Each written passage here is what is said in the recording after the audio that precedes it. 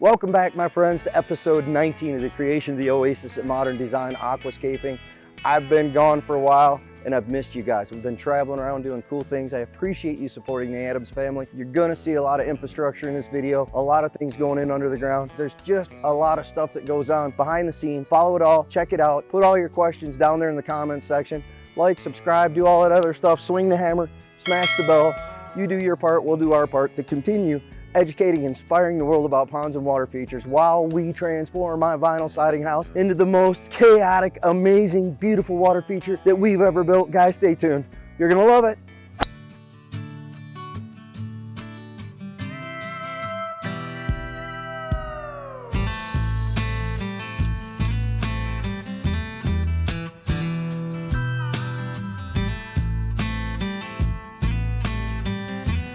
I've been piddling around in here for the last few days, building this beautiful carnivorous plant pocket, and I've been taking care of a lot of small details and things that I was kind of concerned about. We did some stuff with some concrete in here. I've never done that before. I learned some things, and I'm just doing a lot of like what I call bulletproofing this stuff because my grandkids are gonna be going off on this thing. So bring yourselves up here and let me show you down in here what I've been working on and why I think it's important.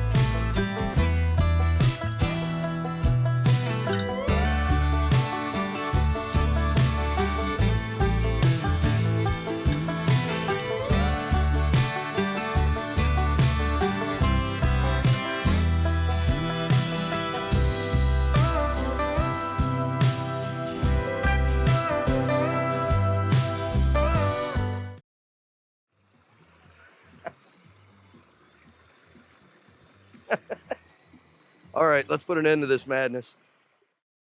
So some things I want to share. So we did a lot of backfilling with the soil behind the liner. So the rocks put in, the liner folded over, and then we pack it in the soil in behind. What that does is it creates all these crazy curves, nooks and crannies. I don't think I'm gonna be doing that anymore, to be honest. I think I'm going to leave the liner shelved back behind the rocks and do gravel on the in-between and then do bib liners. It's just a lot easier, and I feel like I spend a lot less time trying to protect my liner from these kind of crazy folds and stuff. Anyways, I'm off that. The other thing was the concrete. We came in here and we foamed a lot of these areas in repeatedly. I created so many big deep pools in the waterfall areas that the foam just wasn't cutting and I was losing a lot of water. So we decided to try out some concrete inside the liner. I'm doing my best in here to alleviate the problem, going in and making sure that these liner folds are well protected. I'm pulling them out away from the boulders. I'm making sure that there's underlayment. I'm shooting foam in between here and shooting foam in between the layers and then cutting a piece of rock pad that fits in here like a perfect bib liner, and I'm foaming that to all the rocks. So not only is it creating additional layers of protection inside of here, what this entails is me coming in, I got to pull all the stuff out of here, clean everything out, make sure that there's no rocks on the in-betweens of all the folds in here so that it's nice and clean, because you don't want to make compression holes over the course of time. Wiping everything down, cutting in the new bib liners, getting it all prepared. I'm going to keep doing detail work. Stay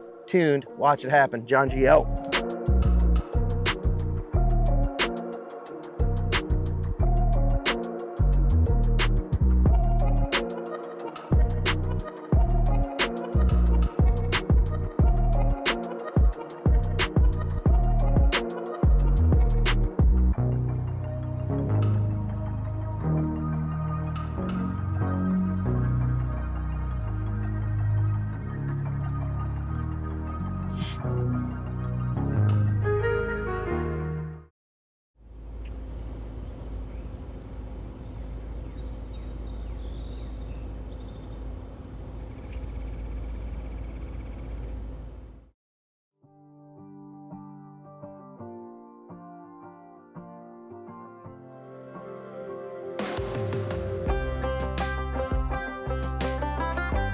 Guys, I just got a couple things here I want to share with you. Some changes I've made. I've come back in and I've put in these conduits. I run a conduit from the top only through the boulders, so it only comes out here. The cords will just pull out all the way up to here. It's very easy to make the transition to slip a new light in. I don't have to tear out any rock work. Same thing when I did the carnivorous pocket, but I do a conduit between the boulders where that's rocked in, and then the light wire is just tucked in all the way along through here. So it doesn't have to be a continual line of conduit that runs all the way way through. We're basically just giving ourselves chases through the rock work to make replacement of lighting easier. So the other thing in here that I wanted to share with you is how we create these carnivorous pockets. This is the biggest carnivorous pocket that I've ever built. And literally this is all the different carnies that we've had out here in all of our pots. Over the years, I wanted to use them all in here. I put a big pocket in back behind the fountainscape down there. There's a pocket of them coming out of this hollow log over here. Another one going in behind the log over there. It's super important that you don't leave holes, because this sphagnum, when it gets totally saturated, it just turns into a liquid soup. And if there's holes in the bottom of this, it will literally just drain out through those holes over the course of time down into my reservoir below. So I get in here, I do a lot of work, spraying the foam into the corners, putting rocks in, tamping underlayment. I basically create a barrier all the way around so that I have this giant pot filled completely full of sphagnum peat moss. The sphagnum stays nice and wet all the time, but it's not underwater. This is going to be an absolutely stunning backdrop in front of this boulder. Looking from down there, I just had to share that with you in case you get a crazy hankering to go build yourself a carny pocket. Now you know what to do. So that's all I got. John G out. That's a weird noise. Is that a fox?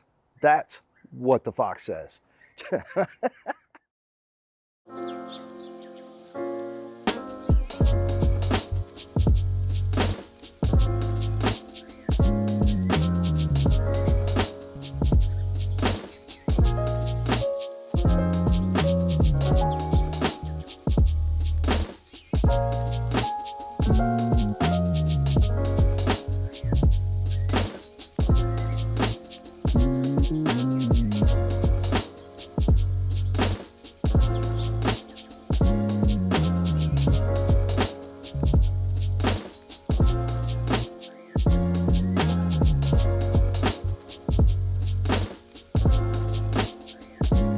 Been doing a lot of work in here on the water feature. I figured it was time for me to sit down by the fountain and talk a little bit about what I've been doing. We've got a bunch of beautiful plant material that came in. I've got ground covers, I got dwarf mondo grass, I've got sedums. We just put this fantastic juniper in here, guys. It was an absolute joy to tuck in this beautiful Gold Coast juniper up here on the hill. I love it. It feels so Japanesey to me. Hunter and Nick did a beautiful job of installing conduits. We got conduit for high voltage, conduit for low voltage. We got a conduit for irrigation. We got a conduit for just in case we need another conduit. Runs underneath the whole stream. All of that's gonna be built in so we don't ever have to dig back up. Hunter's working on finishing out the pump area. We wanna have a really sexy spot where the pumps sit. It's kind of what you're gonna see when you pull up my driveway. I'll do a good job of hiding it, but end of the day, it's still gonna be a pump house, dog house, something. Some kind of fence is gonna be put there. So we want that to be pristine and permanent. I don't feel like coming back in 5 years and replacing a bunch of wood and whatnot. So I'm gonna do that like I mean it, one and done.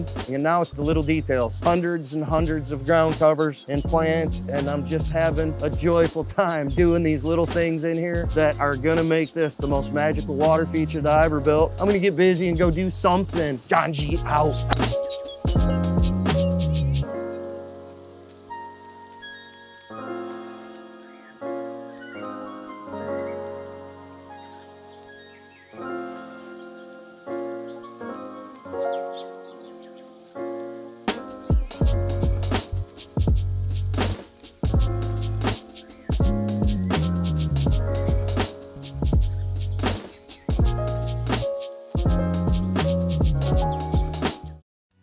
Thanks for joining us in this episode of The Oasis.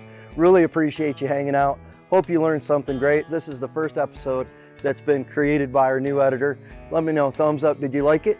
Didn't you like it?